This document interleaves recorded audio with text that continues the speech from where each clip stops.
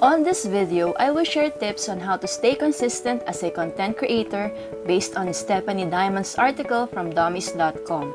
You can find the link on the description for the full article. Like me, I often struggle with creating solid content consistently, but here are some tips that will help you keep the content flowing. Make a list of content ideas. Don't ever rely on your memory because most of the time there will be gaps on the way. So it's important to keep a list every time an idea comes into your mind. Repurpose the content you create. Think about ways to repurpose content and create a list.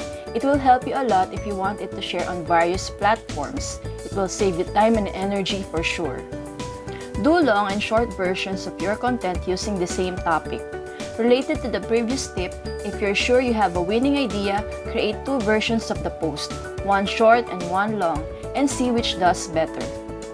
Reevaluate pillar content. Remember that pillar content is valuable. See what else can be created and continually look for ways to extend it. Use emotions in your content. Even as a faceless channel like me, create a tone that will help your viewers relate to what you're sharing.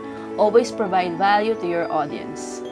With these 5 tips, creating content will be more bearable for you. In the end, always know what you want to share with the world and be sure to enjoy the process.